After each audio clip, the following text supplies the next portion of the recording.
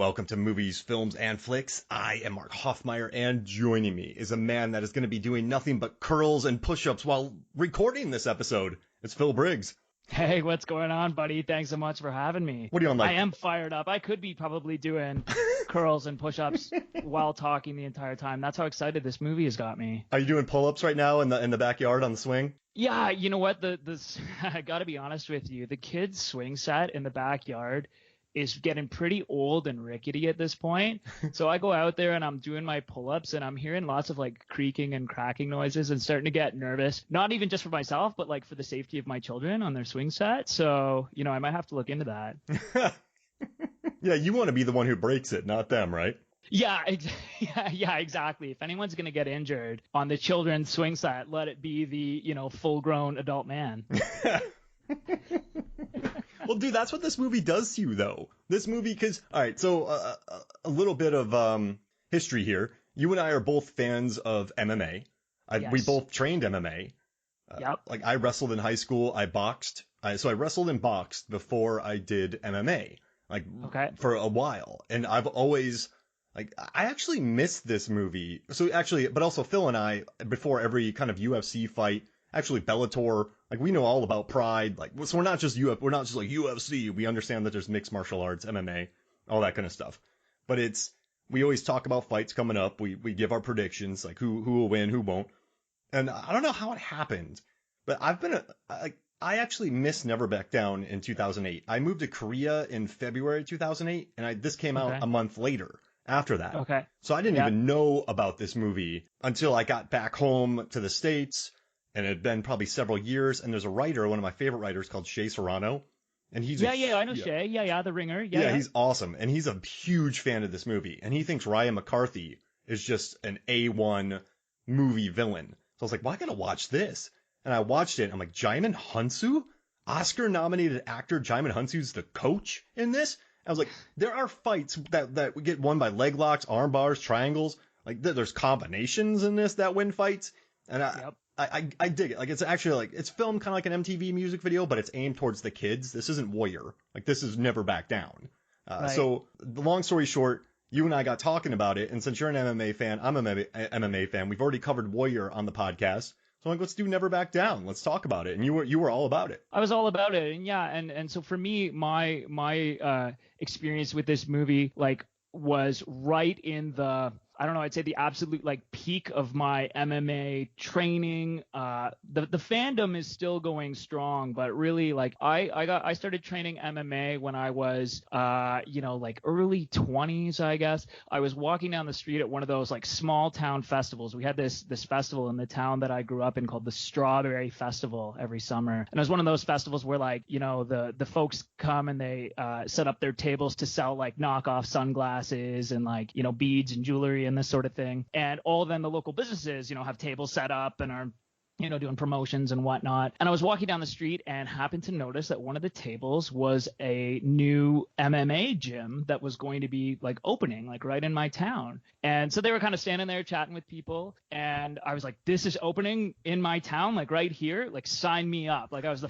first person to sign up. I showed up. I was the only person that came to the first class. And what was kind of cool actually though was the gym, the coach at the gym was kind of like a Djimon Hounsou to a certain degree. He was, an actual professional MMA fighter that ended up actually having a few fights in the UFC. And so it was an amazing gym, and eventually more people started coming. And so, you know, that really like was just an incredible experience all around. I just loved it so much. And so this movie came out in 2008 after I'd been training for a few years. And so like I'm 99% sure I went and saw it in theaters, and then the second it was out on DVD, I actually noticed, so I own it on DVD, and I bought it used from Blockbuster, which was kind of hilarious. You know, again, going back to 2008 to see a Blockbuster sticker on the cover of my DVD.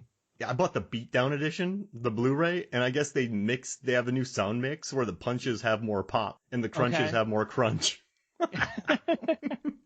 But okay, so this is '08. So by this time, I mean, David Loiseau had fought for the title, or had fought Rich Franklin.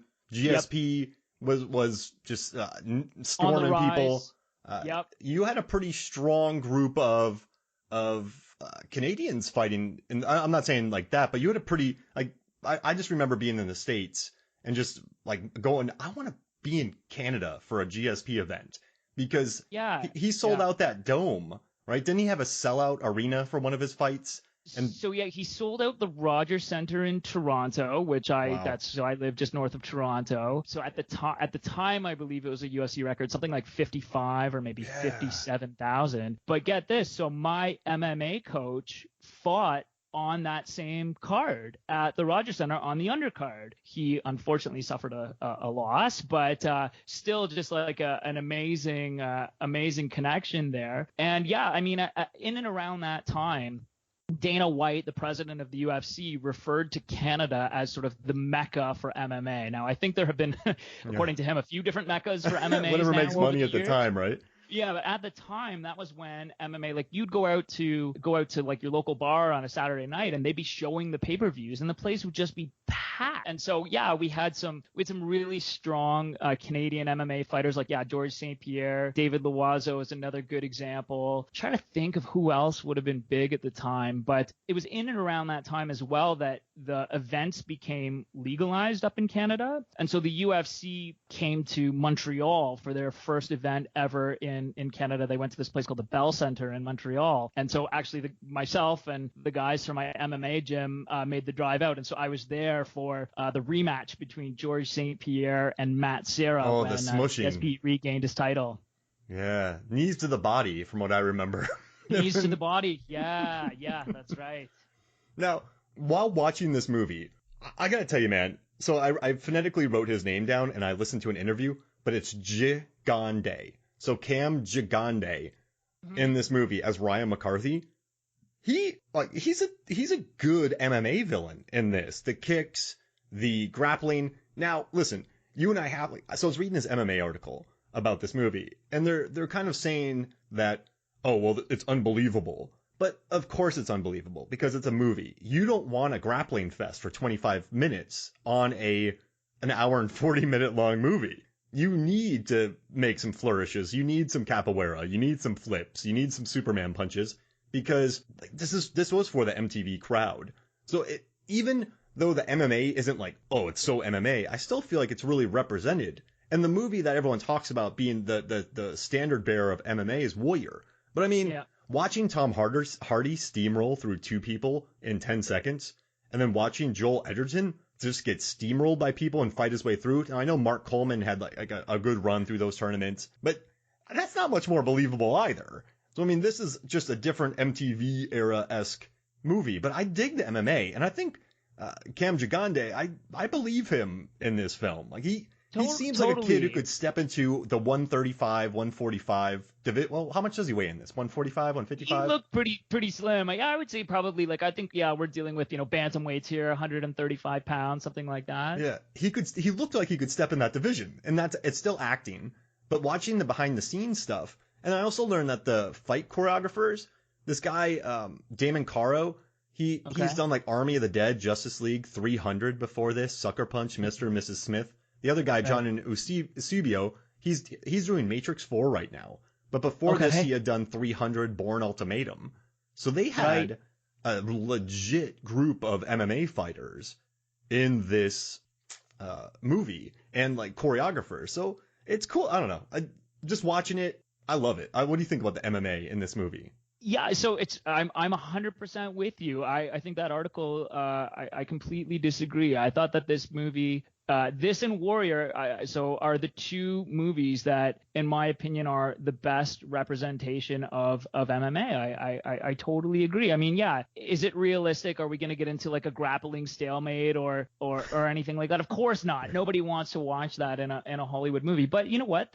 You mentioned it. Like, there's some good combinations. There's some good, there's some leg lock submissions, some arm bars, some triangles. There were lots of realistic positions. So some of the sweeps as well, like in the grappling sequences, I thought seemed pretty realistic. The other big thing that I noticed and I really liked, compared to what you tend to see in Hollywood, boxing movies are typically very bad for this.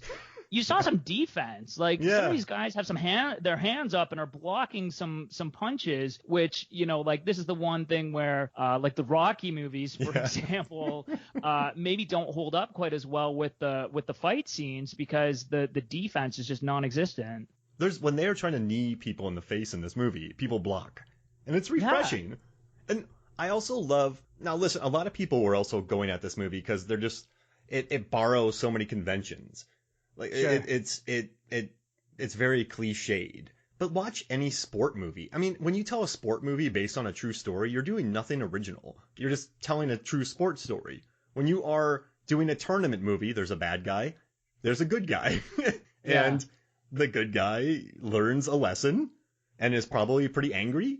And then they get through the tournament and they learn a lesson. Like, so that's another thing that they're just talking about the conventions in this movie. But I mean, I'm totally flying. I'm totally fine with cliches and tropes as long as they're done well. So I liked Djimon Hounsou. As long as sorry to jump in, but as they put some, as long as they, like this movie, like again, going back to 2008, there are some very distinctively sort of 2008 flavors that are added into this movie. So I'm with you. We got some familiar beats, some familiar tropes, but there are enough things that are unique to this movie. I mean, the soundtrack. I was Rise Against, saying Under the Knife. What was that? The Rise Against song, Under the Knife. I love that song. It was amazing to me to go back and watch this movie. It's the first time I've probably seen this movie 30 times, but this was the first time that I watched it in maybe 10 years. And the music took me right back to like the exact type of music, and Rise Against in particular, the exact type of music that I was listening to a lot in and around that time while I was training. And so, it's a familiar story, sure, but there's enough happening here that I think makes this unique and a lot of fun. I like that they had Kanye, they had Soulja Boy, they had Stronger, Red Jumpsuit Apparatus, Rise Against, My Chemical Romance. That's right. But it was cool how they did the hybrid of, they did stay away from the nu metal. Well, actually, nu metal was early 2000s. This is more of the kind of Red Jumpsuit Apparatus time. But I liked, I don't know, it was fun. Rise Against and Kanye on the same. Those were both albums that I listened to all the time. So Absolutely. You're right. Going back, so what's funny? I still have that Rise Against album in a CD jacket, and it's buried in one of my closets in the back of a closet, and I went and found it and just started blaring it on CD because of this movie. So I guarantee you I have that Rise Against album in a CD jacket, like under the passenger seat of my car right now. Still, probably dig it out. And you know what my favorite part was this? So there's kind of 3 fights in this movie between Jake Tyler and Ryan McCarthy. One's a mini fight, but I like in their first fight when McCarthy lands the leg kicks on Tyler. Yes. Because that also brought me back to when I first got a leg kick and I thought I was going to die. With that, and then the second fight, what I like between them is this is after Jake is beaten up. They call it the college guy fight on the commentary, and there's no music on it, by the way. It's kind of like a violent, bloody, very Florida fight. And I grew up in Florida, man, and during the whole commentary, they were complaining about how hot it is. I'm like, it's hot. And I guess the first AD passed out one day. I was like, okay, that's really hot. Because if you hear about someone passing out on set and it's the first AD, because they're supposed to be like the toughest generals of the set, then you know it's hot. I was like, okay, that must have been exceptionally hot. But they, so the second fight, Jake had beaten up those college kids. But I like that McCarthy still hands it to him in that bathroom. He does the leg sweep and just owns him. So he's like, listen, you can beat up college kids, but you're not trained. And I like the psychology of that as far as MMA and just coming off the streets. And then the final fight, I dug that he was angry. Like, he was mad. And the way they fought. And then he eventually lost. Like, I dug that. Like, I like how he lost in that fight. And I don't know. I like the story it told between that. So Jake gets whomped by McCarthy. And then Jake thinks he's tough. McCarthy wipes him out easier. And then eventually Jake gets the win at the end because he's just matured and figured out how to fight. And then he also used that sweet combo with the head kick KO. But it's I like the story that told. And I know we're jumping all over the movie, but that's the MFF way. But I love the story those 3 fights tell. I totally agree. And I love, you know what, like if you'd asked me again, I hadn't seen this movie in quite a long time. And if you'd asked me to give like sort of the brief synopsis without having watched it more recently, I would have said, MMA movie kind of, yeah, to the MTV crowd, like you were saying earlier. And if you said like, is there any substance to this movie? Like, are there any sort of themes that are pervasive, that are, that you're going to really take away and think about? I probably would have said no. But honestly, upon rewatching it, I love sort of Jake's like journey of learning to take responsibility. He's had some difficult circumstances that have happened in his life with his dad, and he's, whatever, trying to navigate this new world of Florida that I'm going to have to get you to tell me more about.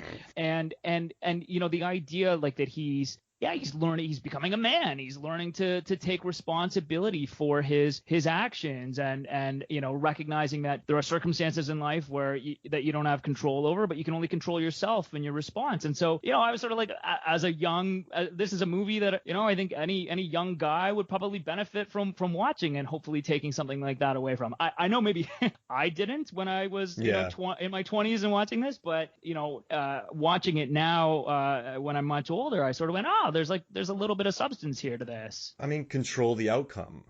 I love that Roka, Djimon Hounsou, who, there's a scene in this movie where he picks up a guy and just slams him, and it looks like he's just lifting up a paper bag. I'm like, what? I don't know if you remember that scene. It's 3 seconds long. Yeah. But Hounsou just owns this kid. I'm like, oh my gosh. But I mean, he's like, if you fight outside my gym, you can't come back. That's a great lesson. But also, when you're an angry kid and you don't have an outlet, you're going to go fight. Like, you will. And so I like, at the end, Roka took him back, and he's going to go fight McCarthy at the end. McCarthy beat the living daylights out of Evan Peters. Oh my God. Like, Evan Peters is in this, which is, I kind of forgot that it was him that was like the sidekick in this movie. It was so funny to see him in this. And he's good. I like him in this movie. Yeah, he's awesome. I like that he's just like, listen, I want to come back and train with you. I want to fight, but this guy just beat him up. He did this. He wasn't going to go fight McCarthy in some back alley with, knives and hands tied together. This is the beatdown with thousands of people in a ref. I mean, this is the safest place to go. And this McCarthy, I don't think he was going to stop until they had this fight. So I kind of like that Jake controlled it. Jake said, I'm going to go here and I'm going to fight. I'm going to see if we meet up in this tournament. And he controlled the outcome. It wasn't fighting out of anger. It's just going, I got to get this over with. I got to go fight. I got to go do this. And you're right. I guess I didn't see this movie when I was younger. I watched it when I was older. But I still like that lesson. It's a really different lesson in one of these movies, if that makes sense. Where it's absolutely well, and again, we're talking about like, is this movie a great representation of MMA or not? And I would say that, say what you will about the fight scenes, which I think are great, and I think that they did a great job with it. But in terms of the spirit of martial arts, which is that exact idea that, you go to the gym, you train, it's an outlet, you learn how to handle yourself and to protect yourself. But the idea is that you never want to be in those situations. You don't go to the MMA gym so that you can learn to, be the tough guy out on the street. And so in that sense, this movie completely encapsulates that spirit of martial arts. And Jake leaves when he finds out that McCarthy was disqualified. He's like, I don't want to fight this Mohawk guy. I'm out of here. I remember watching that going, what just happened? So I really appreciated that about it. And like another thing too is this movie kind of that had so many parallels to my kind of careers. Not career. I never had a career. To getting many times getting punched in the head. So I remember the first time I did jujitsu, I got so mad because it was against the guy that was a lot older than me, a lot smaller than me, and he just would hit my arm, he'd get my leg, he would just every time I got submitted, and I was like, just stand with me, and he goes, no, I'm not going to stand with you, and I'm good at jujitsu, and so it would infuriate me that someone 30 pounds less than me, 20 years older than me, is just like clearing the mat. I mean, just laughing me off the floor. So when Jake gets his butt kicked by that kid, I was like, yeah, I've been there. Like, seen that. And then in high school, 100%. When I was in high school, I had like boxing gloves in the back. I had boxing gloves in the back of my Dodge Shadow. And if anybody wanted to box in a backyard, in a street, I took some beat downs too. I remember one time, the first time I ever got hit in the stomach, I just collapsed. It was a 5-second boxing fight. I remember boxing like one of the big football guys, and I ended up like puking all over the place because I was dehydrated. Like you know how, dude, when you wing punches, you get exhausted. Yeah. And then, junior year in high school, my coach locked up the weight room, and I boxed 3 people in a row, and I won those. And it was just, and then I would go to bars like Buffalo Bills and just boxing bars and box like adults when I was 18 for money. But seeing the Florida fight crowds, like you would box. It was kind of weird. And at my high school, they would do this thing where they would do boxing matches. 200 people would come, 100 people would come, 200 people would come. Then they would film promo videos. Every fighter got a promo video, and there was a referee, and people would box. And so I don't know. It was all it felt, the Florida that they captured in this movie felt very real to me. Is it true that everybody has a guest house? Yeah. Yeah, we all do, man. Oh yeah. Yeah, it takes up a lot of land, but gigantic. Yeah. Yeah, the property tax payments are unbelievable, but it's worth it, I guess, eh? And also, man, like just, he lives in an apartment. Like I lived in an apartment with my mom. Like she wasn't married for a while, and it was I don't know. The whole movie sort of plays very Florida to me with all the outfits and the rich kids. I didn't really live in the rich area of town, but I mean, you had those kids with like, you have the big houses on the water that are really insanely pricey, but then a couple miles down the road, you have like the trailer parks. So you had this interesting group of different people around, but there's always fights. I don't know I'm sure in every state, in every country all around the world, there are that, but they definitely captured the Florida essence pretty good here, man, in this film. And they filmed there, and it feels authentically Florida, and that made me happy too. Yeah. One question that I had for you, because I know that you're, you do an analysis on this type of stuff, and maybe this is something that you would have caught. So talk to me about, like, I feel like I remember in and around the time that this movie came out that the camera shots where they're sort of like they're like striking into the camera, they're punching or they're kneeing right into the camera. Was that something that was sort of new in this movie, or had that been around? Like, what did you think when you saw that again? No, I think they took a really innovative approach to the fighting in this movie, because they were talking about it. They had helmet cams. They put a cam on cam, so I called it the cam, which makes me really happy. They had they would put cameras on the fists, they put cameras on people's heads, they would put cameras on chest, they had people going towards the camera. So they got really creative with smaller cameras to make the fight to feel like you were in the fight and to give it a different look. So the director Jeff Wadlow, who he also made in 2020 he made a movie called Fantasy Island, which is one of the weirdest movies I've ever seen. I love it. Okay. And he also wrote Bloodshot, which we're big fans of here at MFF. So he just, on the commentary, he wanted to have really different looks in this film. And the cinematographer on this movie is, oh crap, where is he? I'll have to look it up later. But he also shot Lincoln Lawyer, and before this he had done a bunch of music videos. So you can tell it had a very music video look in this film. So yeah, they had a cinematographer who had done a lot of music videos. They actually had an Oscar-winning production designer on this movie. Ida Random. She did Rain Man and like Tokyo Drift and all those movies before this. But it's they just wanted to look different. They wanted to, it's definitely fast cut, but they wanted it to be immersive and different, and they wanted the kids who were our age, I guess, watching at the time, teens, 20s, to like it.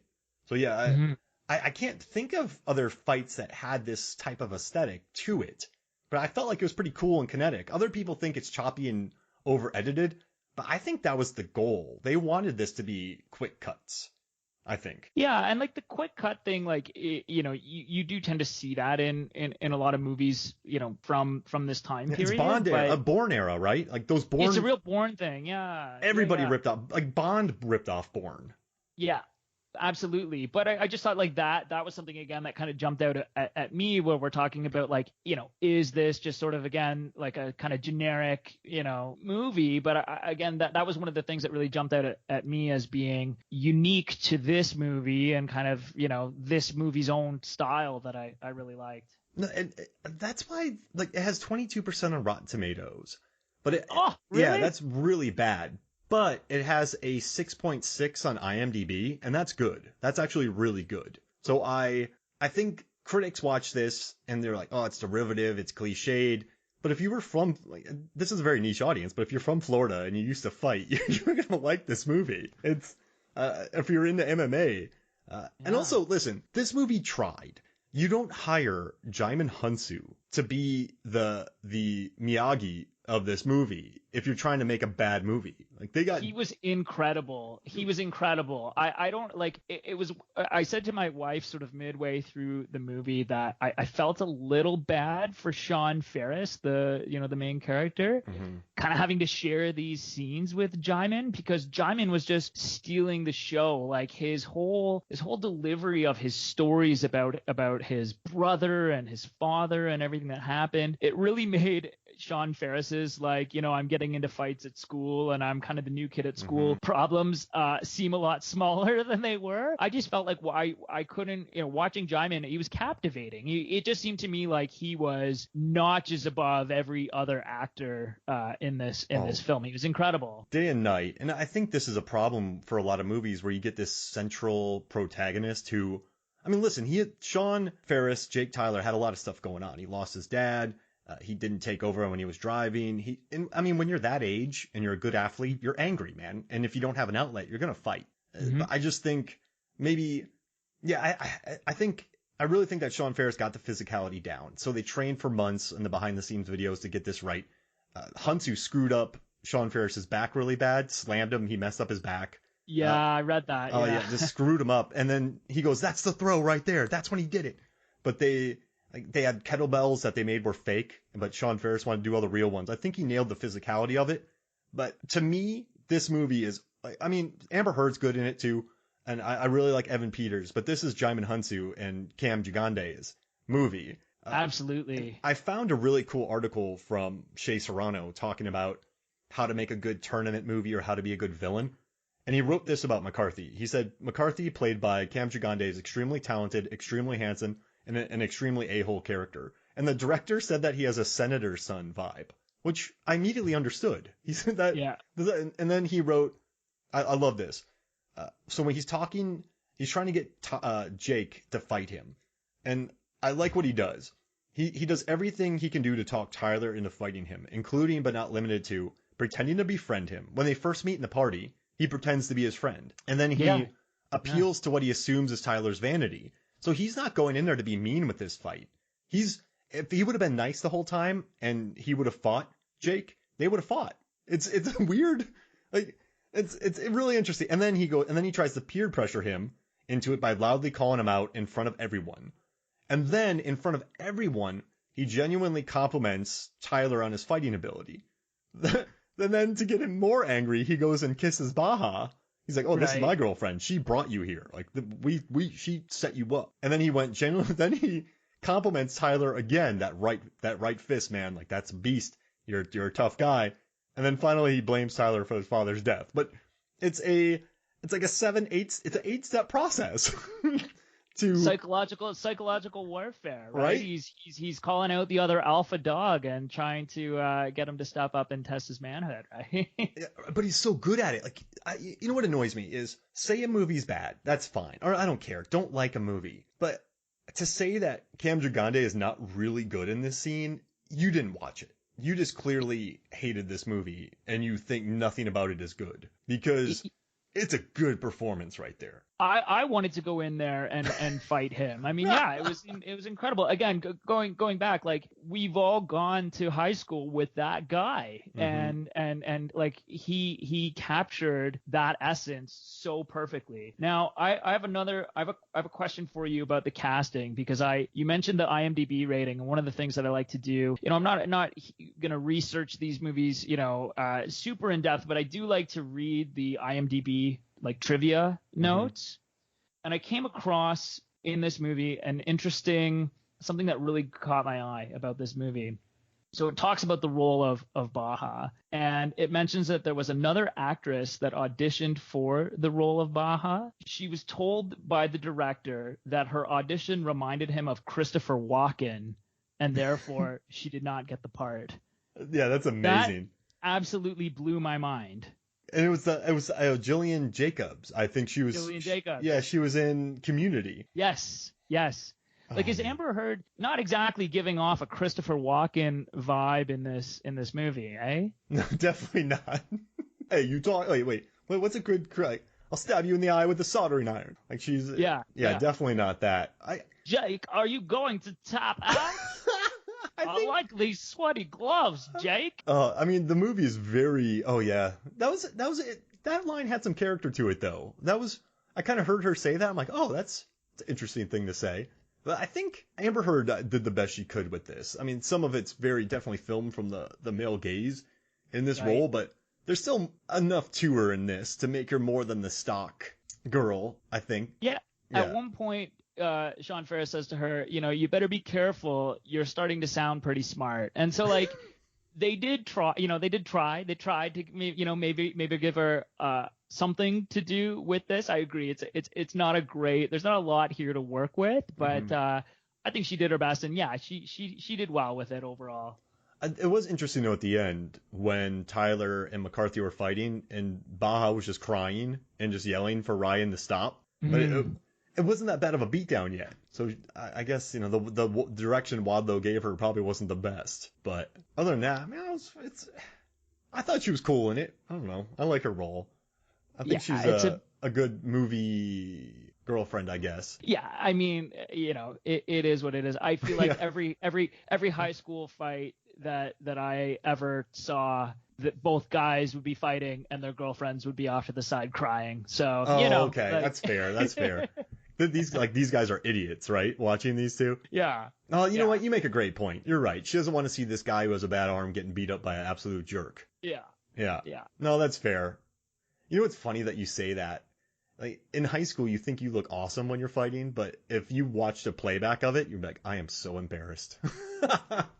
Yeah, you know what? It's that happens in high school too, but it's like now when I go and I play, I go play men's pickup basketball or something like that, and for whatever reason, someone will be like, let's film ourselves playing so that we can, see and I don't know, improve somehow, and it feels like you are going extremely fast when you're out there, and it looks like you are watching it on half speed when you watch it back. How you think you look and how you actually look. Yeah. Yeah. Oh, that's funny, man. All right, cool. Hey, so how about this? Let's take a quick break, and then when we come back, we will talk more and never back down. We will be right back. Welcome back to Movies, Films, and Flicks. And we were talking during the break, and it's just so funny that you brought that up about, like the girlfriends are just watching their boyfriends fight because the boyfriends just look like complete idiots out there. And they in their heads, they probably think they look awesome. But if they watch the videotape, they just be windmilling and looking incredibly silly and overly angry, and they would just be wildly embarrassed. And not proving anything. Like the winner's like, cool, I won. There's no judges, there's no belt. Like you push me, you push me. Yeah. It would look like those fights on the beach in this movie. So you kind of have the B league of fights that are, well, I mean, those are still pretty good. Oh, I loved the B League fight montage. This movie had some great montages all around. They had Rise Against montage, they had Red Jumpsuit Apparatus montage. Yeah. Oh, and then that was Teenager Scare. And that's a perfect song because these idiots are just fighting on the beach. And they had the CGI gloves on a couple of them, which I think is hilarious. Okay. I don't know if you noticed that, but when you watch it now, the second unit was filming some fights and the director came down. He's like, you don't have gloves? So if you watch some of the fights, the gloves look very not believable. Just to give you a heads up. I didn't notice that. That's amazing. But and most of those fighters were like the producer's son, by the way, which is kind of interesting.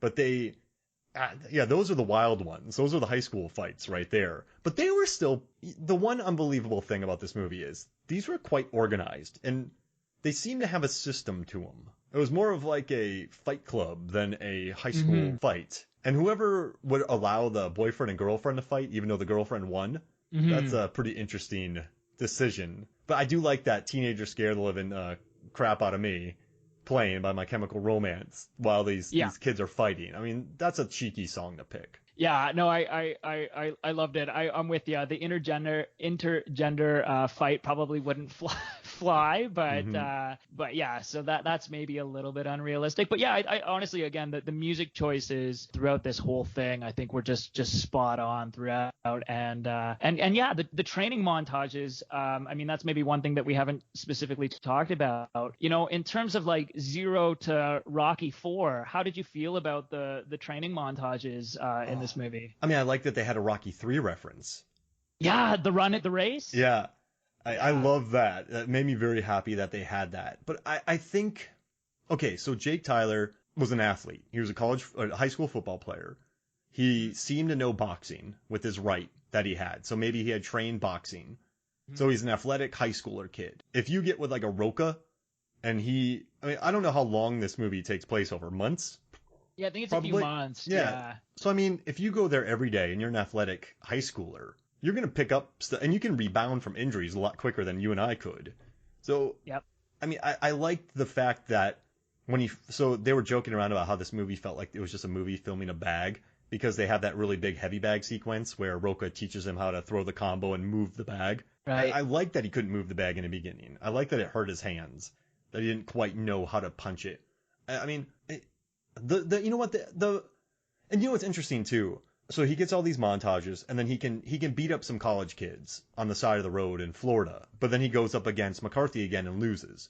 So I think this movie does a smart job of the incremental montages.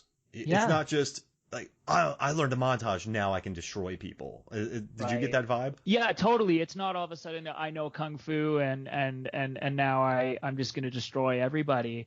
I really resonated with that. I can remember the first time ever kicking. We had heavy bags like that at the gym that I trained at, and you actually, over time, kicking a bag like that, your shins like become conditioned. You know, you microfracture the bones in your shin, and then they heal and they harden, and that happens with your knuckles as well when you're hitting a bag consistently. And so if you just step up for the first time, you know, never having really trained before, and slam your shin into a bag like that, it absolutely kills. Like, I think the first time I ever did it, I hit the floor afterwards. So yeah, I thought that they captured that perfectly. You know, the learning how to breathe and stay calm while you're training is a huge thing in MMA. And the idea, like the reason that a lot of people, you know, you see this in professional MMA still, the reason that a lot of people lose fights is because they get gassed and they can't stay calm. They have that adrenaline dump.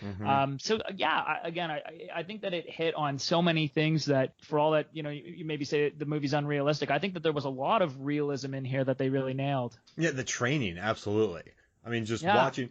I guess when I say the like not realistic stuff, I mean the Superman punches, which do happen a lot, but sure. Yeah, I mean, like some of the submissions, whatever. But yeah, like when they're throwing the concrete blocks, when they're flipping the tires, when they're just running in hot Florida sun, climbing ropes, breathing. I mean, that's so important because you don't think about breathing. That's one thing you don't think about if you're not trained. So yeah, I love that. I think this movie does a really good job of building the montages. And you nailed it too with the breathing, feeling the pain after kicking a heavy bag. Woof. I remember. Brutal. Do you remember sparring and you're getting hit 30%? You're like, this hurts. What's the other 70% gonna feel like? So yeah. Sparring for the first time ever is an experience like no other. And what I found, again, so I'm training with a bunch of, you know, other newbies as well. None of us have any real experience. None of us really know how to fight. And what would happen in sparring is you'd say, okay, guys, we're going to go 30%. And so what happens, though, is somebody lands a clean shot, and the recipient of that shot goes, that didn't feel like 30%. And so then they up to 50%. Yep. And then when that guy gets, and then so it just escalates quickly into a full out fight. And that was the majority of my experiences with sparring, and is also why, you know, you said your career earlier. I'm going to say my MMA career didn't last as long as I might have thought. Oh, concussions are horrible, man. I had one. I'm like, is this worth it anymore? Oh, really? Yeah. Yeah. And then I just retired. I was so like, for me, I can't do I got this. lucky. I never got concussed, but I did end up like I stopped training MMA in and around the time that I sort of like landed like my first like kind of corporate career job. Prior to that, I'd been like, going around with like bruises on my face and black eyes, and I didn't want to look like Edward Norton in Fight Club, like where he's like at the office like bleeding all over his desk. I figured that probably wasn't a good look if I wanted any type of career advancement. No, you're right. I'm just coming to work with a black eye. Like, even Probably if, a good call, right? Yeah, no, that was smart. And, this is really random. I know we're jumping to something else, but what I like too about this movie is so at the end at the beatdown, a 32 fighter tournament, man. Yeah. Woof. I mean, that's In one night. one night. You're gonna be there's just gonna be two people laying on each other during this final fight. Yeah. But I gotta say, I like that Jake wins by leg lock, armbar, triangle, then a head kick KO. But I also dig that what they did was they didn't want to get a bunch of just stuntmen to do the stunts to be too polished. What they got MMA fighters around the area from local gyms to be the guys in the tournament. So what's really cool, one of my favorite stories from the commentary, remember when he fights Dak Ho? Yep. Well, that guy, he helped do casting for the film. He helped cast MMA fighters around the area. And so one day he goes up to Jeff Wadlow, the director. He's like, hey, man, let me be in this movie. Like, I'm an MMA fighter. I can do it. And Jeff is like, no, you're too nice. You don't look that strong. Like, not strong. You don't look mean enough. The next day, Jeff got handed a black and white photo of this mean-looking dude who was all shredded, and Jeff's like, get me this guy. And the actor, he just goes, that's me. Like, that's me. Like, cast me. So they got that fighter to be, he ended up getting himself cast by showing those photos. And his name is Jonathan Esubio. Actually, he is one of the stunt coordinators on this movie, which is pretty cool. But I don't know. I like, they brought authenticity to it because the kids that you're seeing in this final matchup, they don't look too shredded. They actually look like kids that have seen a couple punches, or they do look like MMA conditioned people because you can notice the MMA conditioned person when you walk by them. But yeah, I thought it added a lot to the believability of them as well. Yeah, just the way they move, right? I mean, there's that real distinct, like when someone knows how to fight, knows how to handle themselves, you see it. And it's, again, one of the things that Ryan McCarthy, Cam Gigandet, I think really nailed. I think I read somewhere that like he's got a pretty extensive martial arts background, and it shows. I mean, just the way that he moves, the way that he sort of stalks Sean Faris, you can see that he's got that martial arts background, and I think Djimon as well, right? Had some type of martial arts background. So yeah, I mean, they did a great job casting some of the extras and the fill-ins with MMA fighters. That's a super cool idea. But I think even the main actors as well, that they got people with martial arts backgrounds of some kind was definitely a smart move, which kind of actually leads me to something that I wanted to ask you. So this is a little bit of as I was watching this and thinking about it, something that I wanted to ask you, a little bit of a thought exercise, was if we were to take real MMA fighters, like let's say well-known UFC fighters, we were to take two fighters and we were to cast them into the role of Sean Faris's character, Jake, and we were to cast a villain to play Cam Gigandet's character, Ryan McCarthy, with real MMA fighters, who do you think you would pick for that? Okay.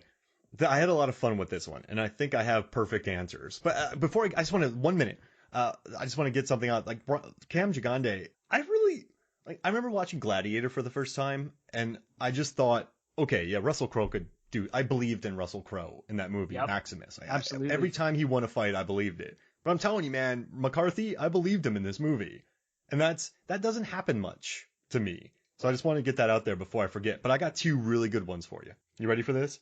I'm ready. All right, so I'm gonna start with my hero first. I like this one a lot, but I love my villain more. But I think a good hero would be Dustin Diamond Poirier. Okay, good pick, yeah. A clean-cut kid. You could put this movie in Louisiana easily. Yep. Louisiana boy, get Daniel Cormier as the coach. Whoa. Yeah, kind of soft-spoken, underdog qualities. Yeah, absolutely. That's a great call. He could look pissed, but you're going to love this. This is old school. He fought in the UFC, but he's more known for his fights in Japan. But I'm going to say Yoshihiro Akiyama, a.k.a. Sexy Yama. Sexy Yama.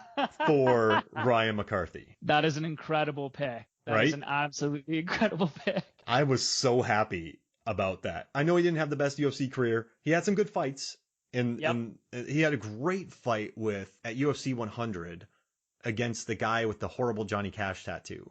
That was quite a good fighter. Alan Belcher. Yeah, Alan Belcher. Yeah. That guy had some talent, but I love their fight. So, but I think, man, imagine Akiyama just, he looks like a senator's son. Like just having that attitude and then the fight. And when I know he got up to about 170, 185, but he could cut down. He was a lot lighter in his earlier days. Get him down to 170. I know Poirier fights at 55, right? So he probably walks around it. Get him up to 60, get Akiyama to 70, have them square off. I could see that. That's a movie I could see in my head that I think would be cool. I feel like Akiyama has like popped up in some like, Japanese music videos and things here and there as well. So he kind of has maybe that MTV sort of vibe to him as well. Yeah, dude, I think you nailed that. He'd be great. One of my favorite moments, he was going in to fight, and Shogun was in the front row, and he and Shogun looked at each other, and so he did a head nod, and Shogun did a wink. Yeah. And back in the day, that was huge, seeing that. I'm like, oh my gosh, Akiyama and Shogun just did that. But yeah, that's it. Dustin Diamond Poirier and Akiyama. Those are my two picks. I love it. So for mine, I thought about this as well, and I'm gonna start with my villain. And for me, it was like, okay, what are we looking for here in a villain? Obviously, we're looking for a smug, good-looking guy, arrogant, like just thinks that he's like God's gift to the world. And the only name when it came to MMA fighters that came to mind, the first name that came to mind, was Luke Rockhold. Oh, perfect. And so you probably know where I'm going with this, and I think you know where I'm going to go with my hero pick, because their story, their real life story, in some ways played out almost exactly like the plot of Never Back Down. Are you going to do this? Oh. For my hero, give me Michael Bisping, Michael the Count Bisping. My wife Megan's going to be so happy to hear this. But isn't that the truth? Like they fought originally. Rockhold wiped the floor with Bisping. Like he just was not ready. Rockhold was the new guy that had come over from Strikeforce. He was the Strikeforce champion. He won the UFC title in pretty quick order and was just wrecking people. Remember that punch on Lyoto Machida? Remember the punch that he knocked Machida out with? That still hurts me. That Rockhold landed.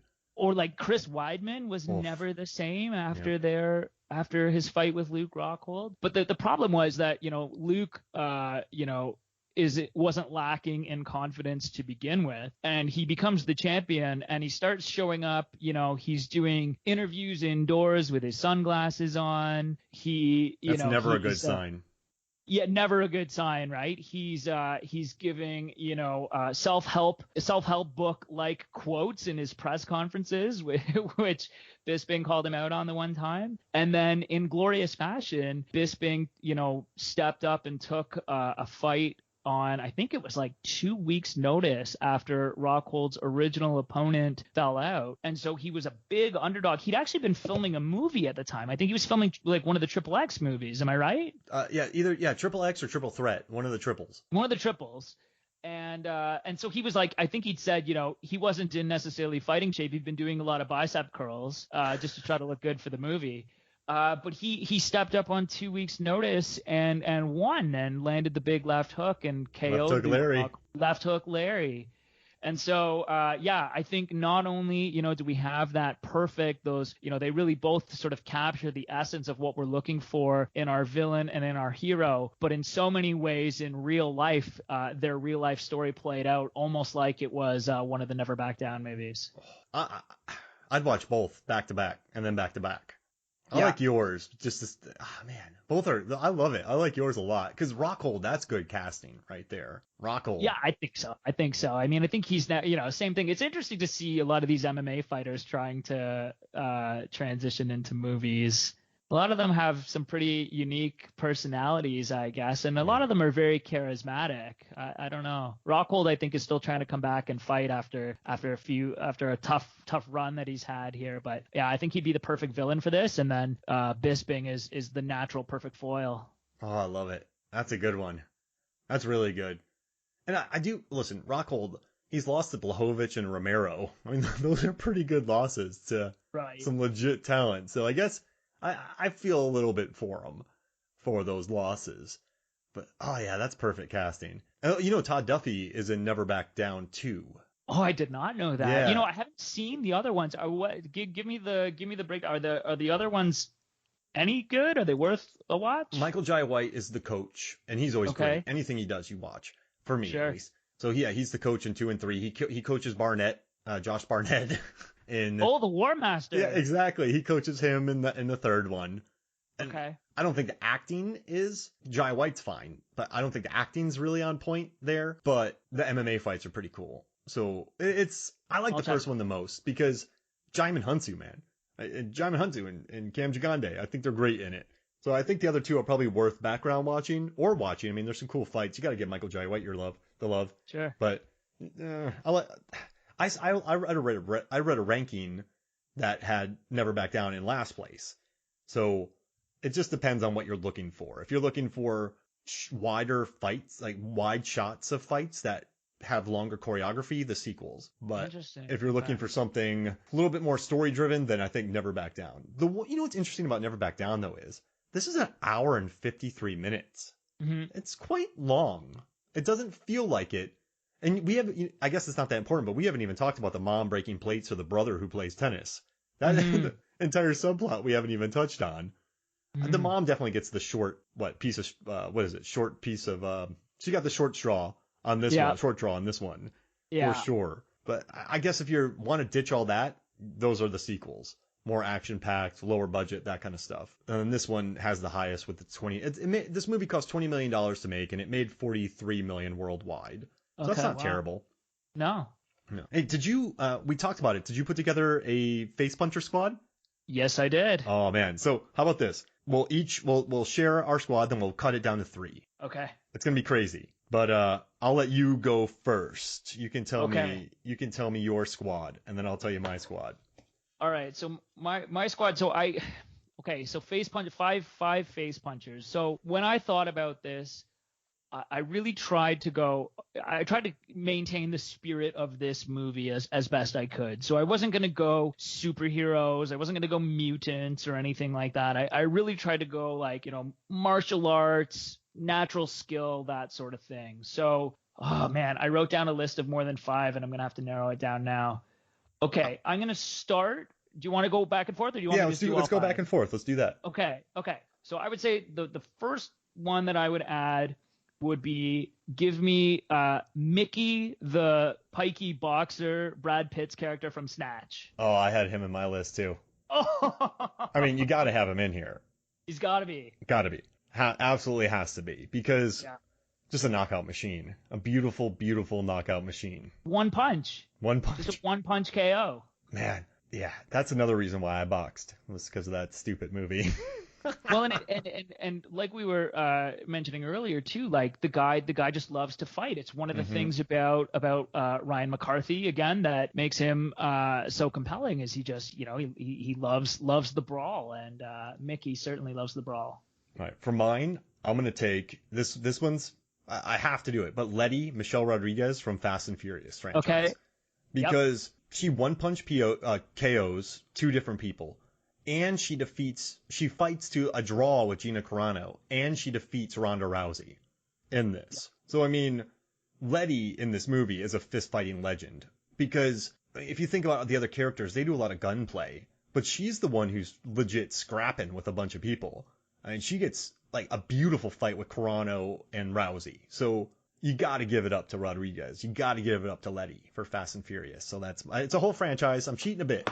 But if I had to pick a movie, I would give her 6 because of her Carano fight. Yeah, it's a solid pick for sure. Yeah. So she puts her handcuffs as handcuff knuckles, and listen, Carano was a beast. He is a beast, and I believe that fight scene between them.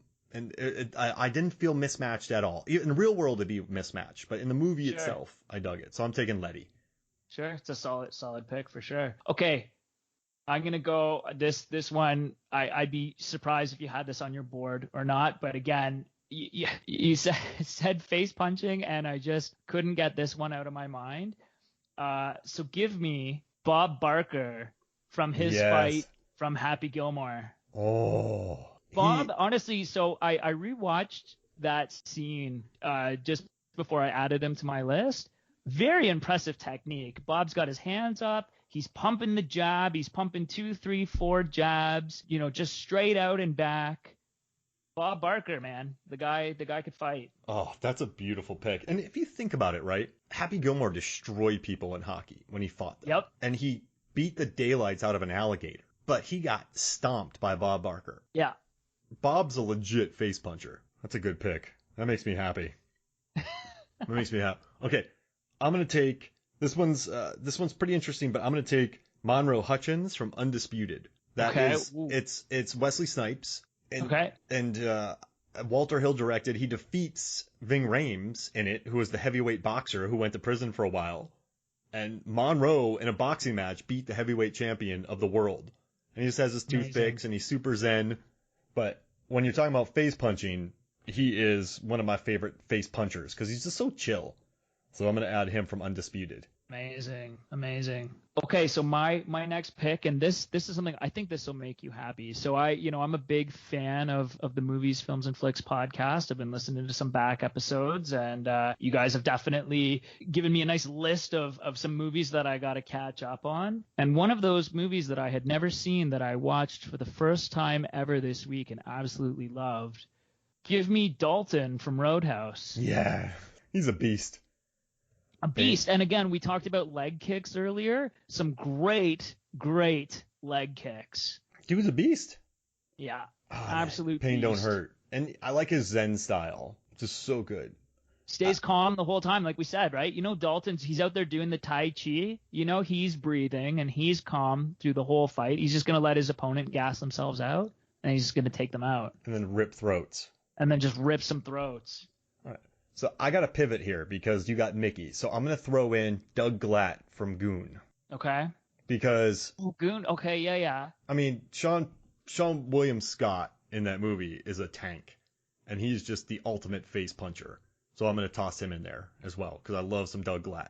And I, as a Canadian, I appreciate a good hockey fighter. So I love him in that movie because he balances earnest and nice and tough. He's not an idiot. He's just a super nice guy. It's a very good performance. And I mean, the movie's actually really popular and it got a sequel because it's a cult classic. So I'm not going to say it's underrated. Mm-hmm. But I'm glad that his performance is appreciated. So I'm going to add Doug Glatt. Good squad so far. My next pick is somebody that you mentioned earlier, and what you said about him, I completely agreed with because it's believable. This guy's playing a character, but you really believe that he could probably beat down everybody that he's actually beating down in this movie.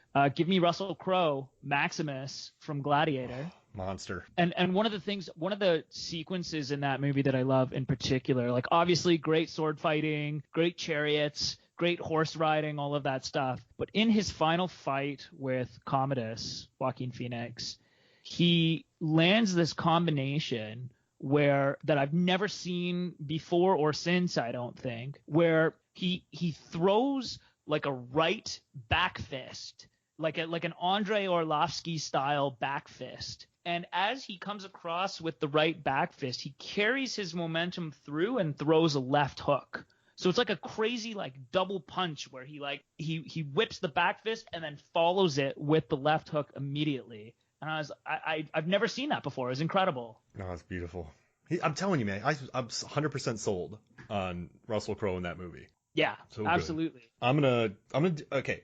So it can either be from the 95 movie or the 2021 movie, but I'm going to take Sonya Blade. Okay. And I know people have powers, but in these films, she's pretty much the one when she has her fights with Kano, she has no powers yet. So She is the scrapper of the group. And I don't really like the new Mortal Kombat. And I like Bridget Wilson Sampras, I think, in the 95. I like how she doesn't have the powers, right? She doesn't have, like, she's not the chosen one, but she has some scraps in these things. And the scene I probably liked the most in that new Mortal Kombat is the trailer fight with Kano. I just like how she dug deep and just beat this dude without powers. That was cool. Like, she was the most relatable person in that. So I'm taking Sonya Blade from Mortal Kombat. It's a fantastic pick. I was scrolling through Mortal Kombat characters as well, so I'm right there with you. Okay, so I guess I got one more. So I've got 3 people on my list. I got to choose one of them here. I was going to say Tom Hardy from Warrior, but I feel like that's cheating a little bit because I'm really just grabbing, a character out of the other the other big MMA movie, which is interesting in a way too, because I think I read somewhere that Tom Hardy really struggled with the MMA training. Like he didn't he hated it.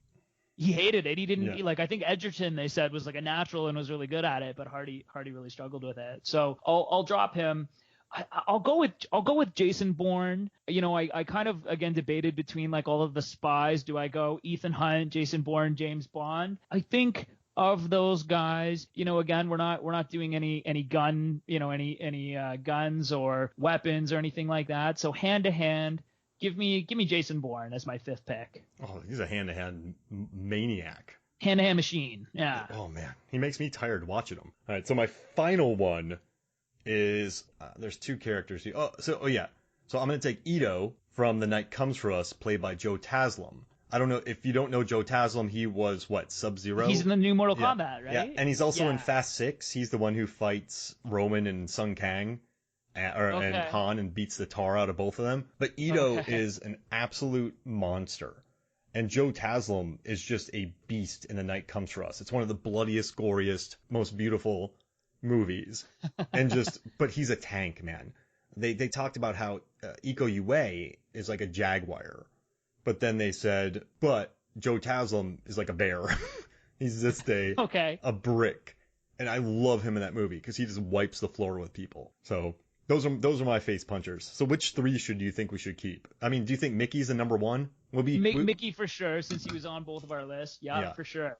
Okay, for sure. So we'll take Mickey. I liked your Letty pick as well, Michelle Rodriguez. I thought that you made a good case for that one because she's in there with 2 legit MMA fighters. Mm-hmm. And holds her own, right? As a non-MMA fighter actress, for her to be believable with those 2, I think is pretty compelling. And her one punch KOs in the 7th one and the 1st one, she just blasts people. So I'm glad you went with that, man. So, okay, I like Bob Barker a lot. I like Dalton. I want Bob Barker on there so badly, but I don't want to. Let's do it. Let's do it. All right. So we have Mickey from Snatch, Letty from Fast and Furious, and Bob Barker from Happy Gilmore. It's a squad right there. I mean, that's a tough squad. I'd run away. That's a tough squad. You know what's interesting? You see Mickey, and he's a smaller guy. And then if you're incredibly, reductive, and you're just kind of like a bro MMA fighter, you see Letty, you're like, oh, well, I'm not worried about Letty. And then you see Bob Barker, and you're like, why is this 80-year-old man here? Like, what's happening? And then you just get steamrolled. Like, you and your crew get steamrolled. And it's interesting, right? In the movie, in each of their movies, that's basically what happens, right? Yeah. These are all people that are underestimated. And in each case, it's like our squad here just absolutely destroys, people that you would have expected. Like, they're kind of the underdogs in their fights, right? Mickey's fighting that giant guy, and he just shellacks him. Oh, that one punch just lays him out. Oh, and then Letty. I mean, Ronda Rousey was probably like, I'm gonna steamroll her. Nope, that didn't happen. And then you have Bob Barker, who just beats up Happy Gilmore. Just starches poor Happy Gilmore. Oh, yeah. Man. Well, I love our list, man. This is cool. Well, I just want to say, dude, thank you for coming by and talking to me about this Never Back Down. And I think it's underappreciated. This is an underappreciated movie, and I think it's fine if people don't like it, but to the amount of scorn this movie has, it's annoying because I think it's good. No, I'm right there with you. This movie has a special place in my heart. And it was so nice to hear that that's the same for you. And thanks so much for having me on. I've loved this. This has been a blast. What other movies we got? What other movies do you love? Oh, dude. Let's see. Have you done? So the one that I watched, I'm a big movie repeater. Like I said, I've literally probably seen Never Back Down 25 times, maybe 30 times. The other one that I watch a fair bit on repeat, kind of in the background, is Limitless with Bradley Cooper. Have you done that one? No, I haven't. I'm down. I mean, Dude, if you're down for a Limitless podcast, it's a super fun movie. What else do I watch a fair bit? I don't know. I'm 100% in. That sounds fun. That was a very popular movie. Yeah, it's a ton of fun, man. I rewatched it recently. It's one of those ones where like your wife, goes out with her friends for like a couple of hours, and it's like, okay, this is my opportunity to watch a movie that, she came home and there was maybe 10 minutes left, and she was like, oh, this movie again. Like, it's one of those, you know what I mean? But I just love it. I'd be down to talk about that anytime. Oh, heck yeah. That sounds like fun. All right, cool. Well, thank you for joining me. Yeah, thanks, dude. Anytime. All right, cool. So for me, Mark Hoffmeyer, and for Phil... Wait, just a second. All right, so for me, Mark Hoffmeyer, and for Phil Briggs, this is Movies, Films, and Flicks. We'll see you next week.